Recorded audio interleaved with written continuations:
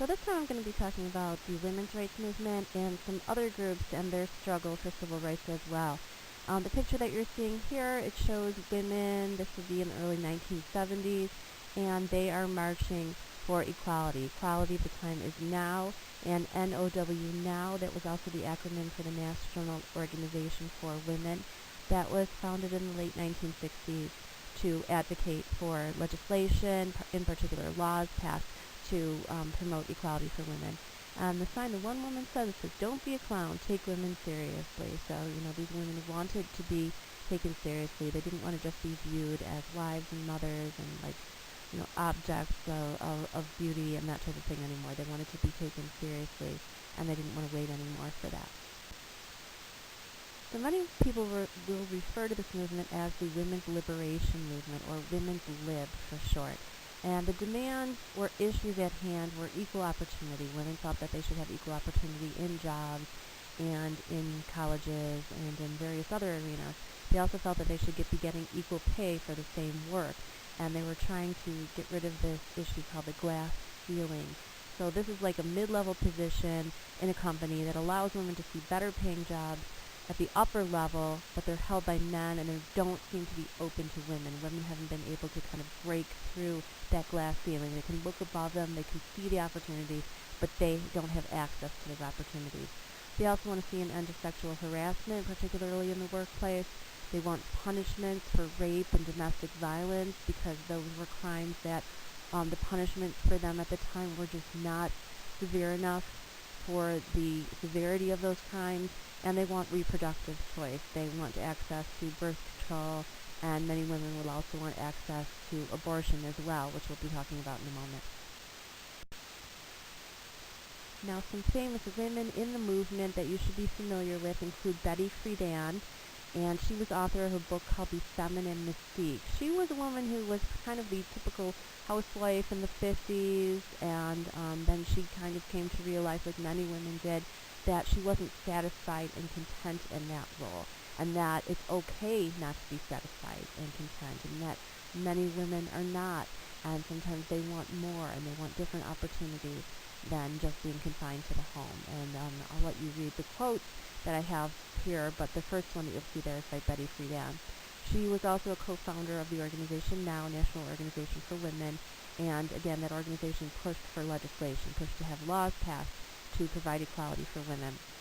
Another woman that you see here pictured on the bottom left is Gloria Steinem. She was founder and former editor of Ms. Magazine, and Ms. Magazine was a magazine founded as a forum for women's voices at the time. And the term Ms. was a very important term in the women's liberation movement. It wasn't Miss, it wasn't Mrs., it was something different, and so women came up with that term to describe a woman who was independent, grown up, not a miss anymore certainly, but not a missus, and maybe happy with that, and or perhaps delaying marriage in an effort to build a career. And so Miss didn't describe that woman, and Mrs. obviously didn't describe that, and so Ms. was a way to describe this kind of new, independent, free-thinking woman. And the other woman I want you to know is Shirley Chisholm, and you'll see her pictured at the bottom right there. She was the first African-American woman in Congress in 1968. She was also the first African-American woman to run for president on a major party ticket in 1972. And obviously, she didn't get too far in that election, but still, it was a big moment for women in politics. Now, I have here some important pieces of legislation, some important laws that were passed that enhanced the opportunities for women. First was Title VII of the Civil Rights Act of 1964. So it was part of that Civil Rights Act of 1964 that I had talked about that was to help African Americans and bar discrimination for African Americans in various aspects of society. And this particular portion of that act barred job discrimination based on sex. So it meant that women couldn't be denied jobs strictly based on the fact that they were women.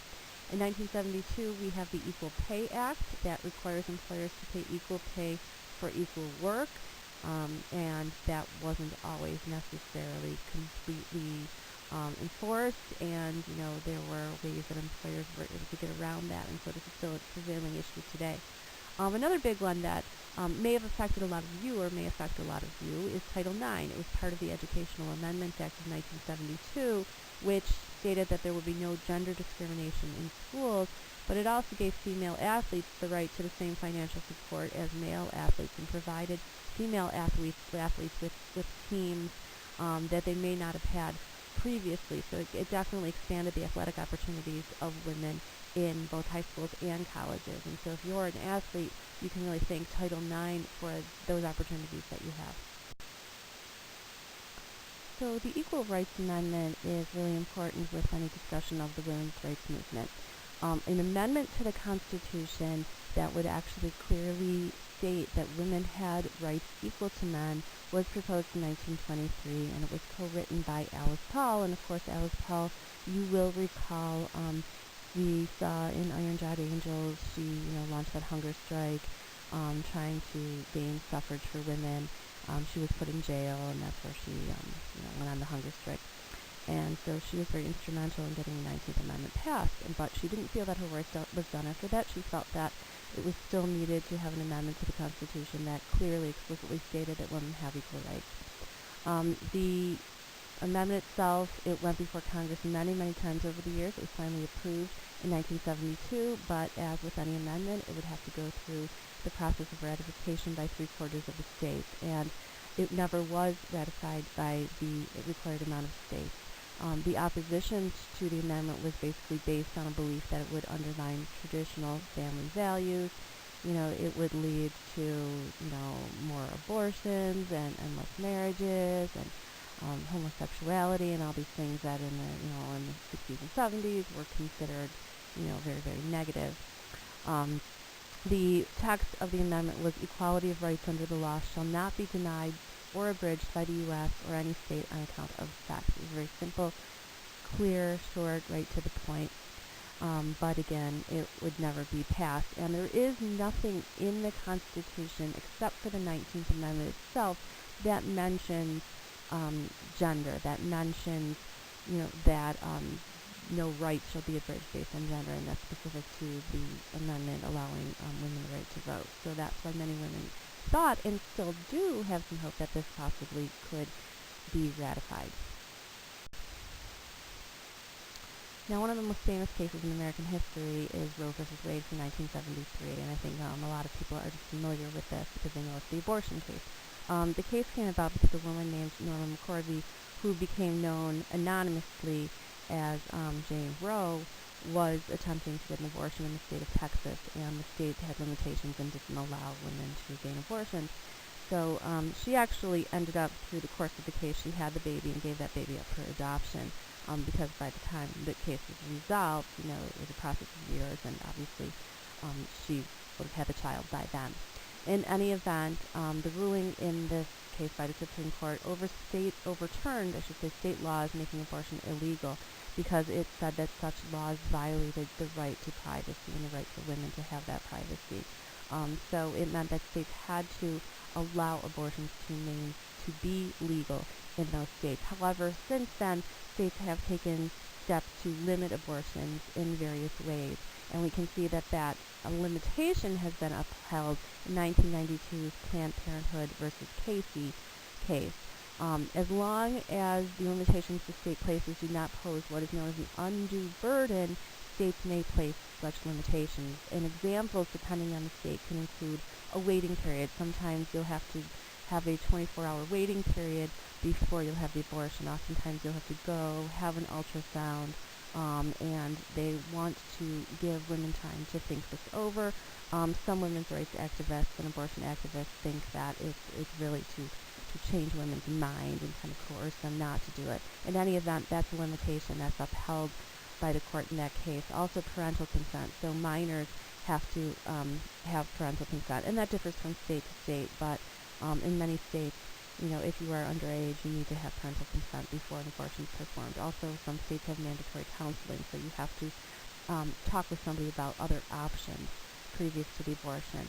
And also another limitation is at which point in pregnancy abortion is legal. So in other words, is it allowed only in the first trimester, or is it allowed in the second trimester, or are there the limitations based perhaps on protecting the health of the mother?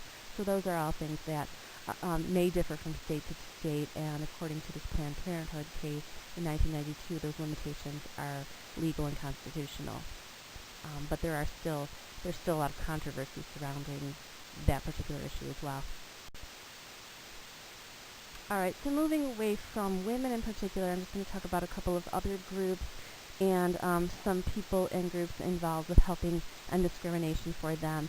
So regarding Latin Americans, the most important name to know would be Cesar Chavez. And Cesar Chavez was a Mexican-American farm worker, and he became president and formed the union, the United Farm Workers. And he kind of carried along that idea of Martin Luther King of nonviolent protest.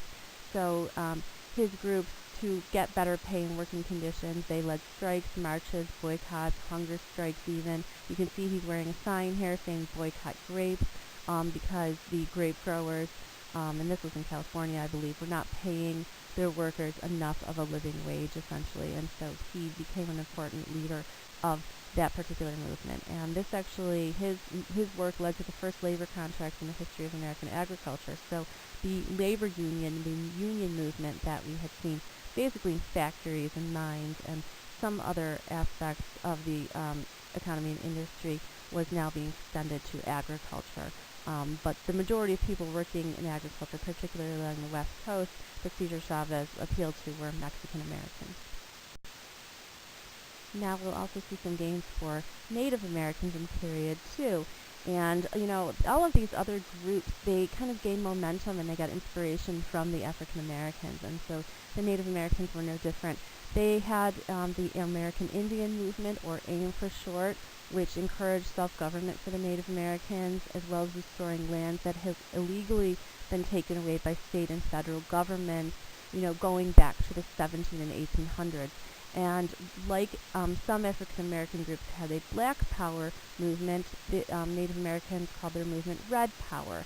Obviously red skin, that's associated with Native Americans. So this led to protests at a few different sites, including Alcatraz Island. That's where the prison was, in the island off of San Francisco. That was land that the Native Americans claimed was their own. The Bureau of Indian Affairs in Washington, D.C., they occupied that building. Also, as well as Wounded Knee, the site of the Battle of Wounded Knee that we have talked about previously, which was kind of the last final battle between the Native Americans and the United States out in the West. And of course, that was the site of a very tragic massacre that happened there. Some successes for the Native American movement include more control over their own reservations, as well as the return of lands lost in bogus treaties, both at the state and federal level. So we'll see some successes for the Native Americans here. Now, some other groups actually include retired persons. So the American Association of Retired Persons, at the AARP, you might have heard of. Your grandparents might be part of this group. They seek to improve life for senior citizens, and one of their big goals is to, maintain Social Security system, the Medicare system, which is the health insurance for older Americans, and to make sure, just in general, that the needs and the welfare of elderly Americans are being met. Although I think you only have to be 50 to join, and that's not too elderly in my opinion. Anyway, the next two things deal with people with disabilities. The Rehabilitation Act of 1973, Section 504, that means that there can be no discrimination in programs that receive federal funds, and that generally deals with schools. Even though schools are run at the state level, they oftentimes receive federal funding. And they have to have programs in place for people with disabilities, according to that act. The next act in 1990 was the Americans with Disabilities Act, and that prohibited discrimination in employment, in public accommodations and transportation, state and local government services, and telecommunications. So it essentially means that people with disabilities need to be provided with accommodations, whether those are ramps, elevators, ways to get into buildings, or ways to access transportation. Various accommodations to do that. Public, handicapped restrooms and such would also be included. And so all, public buildings have to make sure that they have these things available so that people with disabilities can use and function in these places just like anyone else could. telecommunications as well, so that provides that these services of like there's a special service that if you're deaf, you can communicate via telephone with this service. And so all of these things have to be provided for people that have disabilities so that they can live the same full lives anyone else who doesn't have these disabilities does.